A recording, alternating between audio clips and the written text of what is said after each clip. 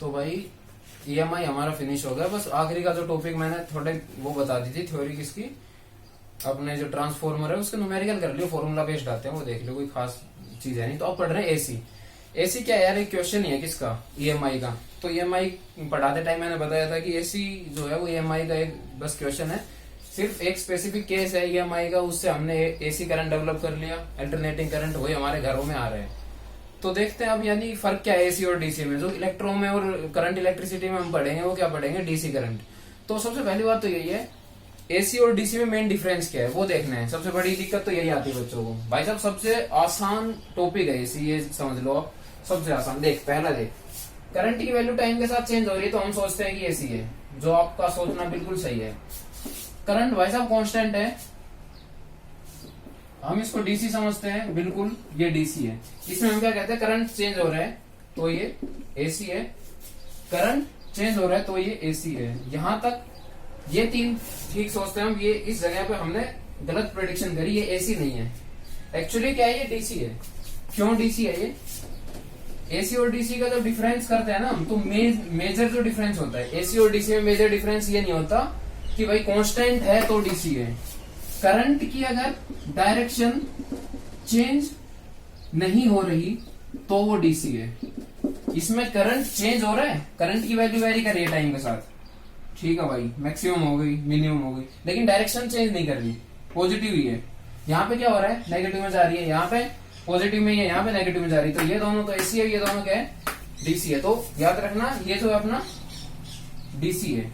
क्यों डीसी है, क्योंकि करंट जरूर चेंज हो रहा है लेकिन करंट की डायरेक्शन चेंज नहीं हो रही। तो मेजर डिफरेंस क्या है, एसी के अंदर करंट की डायरेक्शन भी चेंज होती है। तो पहले तो देख लेते हैं एसी प्रोड्यूस कैसे होता है, जो हम देख चुके हैं हालांकि एमआई में, पर एक बार फिर से रिवीजन कर लेते हैं। तो किया क्या, किसी भी तरीके से कहीं भी कुछ मैग्नेट वगैरह रखी या एक्सटर्नली ये मैग्नेटिक फील्ड यहाँ पे बना दिया, बी कांस्टेंट है, यहाँ पे लूप रखी और भाई लूप को घुमा रहे हैं ओमेगा से, ऐसे नहीं घुमा रहे क्योंकि ऐसे तो फ्लक्स में चेंज नहीं आएगा, ऐसे घुमा रहे हैं थीटा में चेंज आएगा। तो फ्लक्स क्या होना चाहिए, बी ए इंटू कोस थीटा। ये मैं बता चुका हूं पहले ही, ओमेगा टी कैसे होता है, टी टाइम बाद ओमेगा टी एंगल सबटेंड कर लेगी। तो यहां से ई क्या आ गया, ई की वैल्यू आ गई, या फिर इसको ना वी रखो क्योंकि कंफ्यूजन हो जाता है। तो ये भी क्या है, वोल्टेज, वोल्टेज क्या आ गई, B into area into cos omega T का तो हो गया साइन ओमेगा टी, और थीटा का अलग से करते तो ओमेगा टी का डी टी के रिस्पेक्ट ओमेगा, तो ये ओमेगा आगे आ गया। तो ये वोल्टेज बनी, क्या बनी, ओमेगा बी ए इंटू साइन ओमेगा टी। अब कोई नई बात नहीं है क्या ये वोल्टेज हमारे पास आएगी अगर ये घूमेगा। तो हम इसको घुमाते कैसे हैं, या तो पानी से घुमा दिया, पानी से मतलब जैसे डैम बना देते हैं और फिर एकदम पानी छोड़ते हैं, तो हाइड्रो पावर प्लांट होते हैं। कुछ एक होते हैं जैसे कोयला होता है, कोल को गर्म कर दिया तो स्टीम से ये घूमती है। तो घूमने का अलग अलग तरीके हैं, कैसे भी घुमा सकते हैं। थर्मल पावर प्लांट होते हैं, न्यूक्लियर पावर प्लांट होते हैं, तो न्यूक्लियस एनर्जी फ्यूजन और फ्यूजन कराएंगे, जिससे क्या होगा, एनर्जी रिलीज होगी और वो क्या करेगी, इसको घुमाएगी टरबाइन को, ये घूमेगा तो फ्लक्स में चेंज आएगा टाइम के विद रिस्पेक्ट, और ये वोल्टेज जनरेट हो जाएगी। ये वोल्टेज और जो ये कांस्टेंट टर्म है इसको बोलते हैं V naught into sine omega T. जब इस साइन ओमेगा टी की मैक्सिमम वैल्यू होगी, साइन की मैक्सिमम वैल्यू क्या होती है 1, तो वी मैक्सिमम होगा। वी मैक्सिमम को हमने डिनोट कर दिया वी नोट से, ठीक है। तो ये मैक्सिमम पोटेंशियल डिफरेंस है। तो सरकार ने या किसी भी प्राइवेट प्रोजेक्ट है उसने क्या किया हमारे लिए, मैग्नेटिक फील्ड के अंदर इसको घुमाया, ये वोल्टेज बनी, ये वोल्टेज हमारे घर पे आ रही है। तो हमारे घर पे कौन सी वोल्टेज आ रही है, ये क्या है, इसके कारण करंट क्या आया, आर से डिवाइड कर दे इस पूरी इक्वेशन। तो आई क्या आ गई, V naught sine omega T by R, ये है आई। इसी टाइप से आई नोट क्या होगा, आई नोट की वैल्यू क्या हो जाएगी, वी नोट बाय आर। तो ये मैक्सिमम करंट है जो हमारे घर पे आ रहा है। और वैसे करंट क्या आ रहा है, I equals to I naught sine omega T, जहां पे आई नोट क्या है, V naught by R. Sine omega T मतलब आई फंक्शन है टाइम का, टाइम के रिस्पेक्ट करंट चेंज हो रहा है, ठीक है। हमारे घर पे क्या होता है, जो बिजली आ रही है उसकी फ्रीक्वेंसी 50 हर्ट्ज। 50 हर्ट्ज का मतलब पता है क्या है, इसका मतलब ये है कि करंट की वैल्यू फ्लक्चुएट कर रही है टाइम के साथ। फ्रीक्वेंसी 50 है, यानी कि करंट 100 बार एक सेकंड के अंदर जीरो होगा। एक बार जीरो, दो बार जीरो। एक साइकिल में करंट 2 बार जीरो होता है। एक सेकंड के अंदर ऐसी 50 साइकिल बनती है करंट की। हमारे घर में करंट यूं नहीं आ रहा सीधा चल के, कहने का मतलब करंट की वैल्यू जो है वो यूं नहीं है कि आई है तो आई ही रहेगी, वो इतनी तेज फ्लक्चुएट हो रही है कि वो एक सेकंड के अंदर 100 बार जीरो हो जा रही है। यानी कि हमारे घर पे जो ये बल्ब जल रहा है, ये एक सेकंड के अंदर 100 बार जल रहा है और फिर बंद हो रहा है। दिखाई क्यों नहीं दे रहा भाई? फ्रीक्वेंसी इतनी तेज है, हमें ऐसा ही लग रहा है कि जला हुआ है लगातार।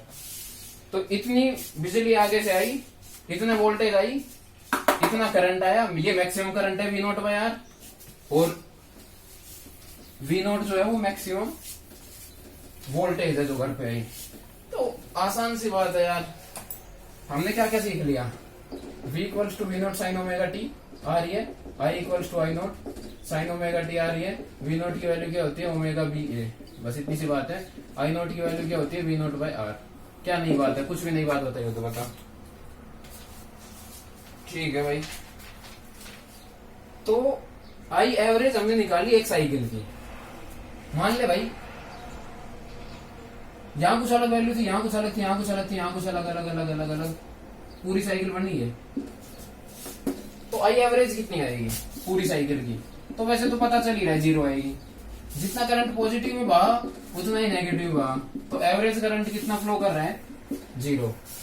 लेकिन अगर हम न्यूमेरिकल इसको निकालना चाहे तो मैथमेटिक्स में फॉर्मूला होता है भाई, कोई भी नंबर है उसको अगर एवरेज निकालना है, मतलब मान ले आई का कोई एवरेज निकालनी वैल्यू, और आई टाइम के विद रिस्पेक्ट चेंज हो रही है, तो क्या करते हैं? Integration dt bye integration time, और यहाँ पे टाइम की लिमिट रख देते हैं। एक साइकिल की बात हो रही है तो टाइम 0 से 2 pi by omega time period होता है ना भाई, 2 पाई बाय ओमेगा। अगर इसकी फ्रीक्वेंसी एफ है तो इसका ओमेगा क्या होगा? 2 पाई न्यू। न्यू क्या होता है? 1 बाय टाइम पीरियड, तो ओमेगा क्या होगा? 2 पाई बाय टी। वेव है सिंपल, तो ओमेगा हो गया 2 पाई बाय टी। तो टाइम क्या हो गया? Time period 2 pi by omega. वही तो हमने यूज किया 2 पाई बाय ओमेगा, और ये भी 2 पाई बाय ओमेगा। सोल्व करके देखी तो आई एवरेज आया 0, जो कि आना भी था, हमारे समझ में आ रही है बात।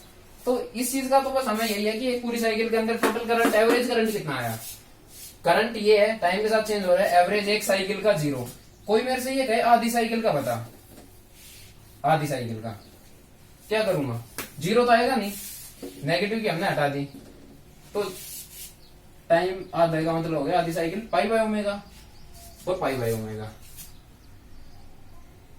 ठीक है, तो इसको कैसे डिनोट करते हैं एवरेज को?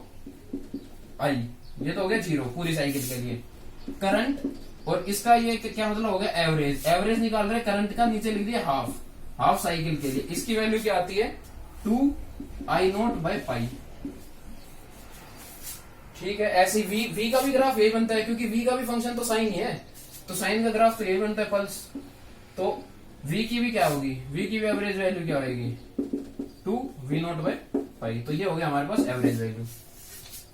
तो करंट की मैक्सिमम वैल्यू I0, पूरी साइकिल के लिए एवरेज वैल्यू 0, आधी साइकिल के लिए average value 2 I0 by pi. मैं तो ये कहता हूँ यार याद ही रख लो, बार बार इंटीग्रेशन करोगे टाइम खराब होगा, और ये चीज तो डायरेक्ट याद रखने लायक है, कोई खास बात नहीं है।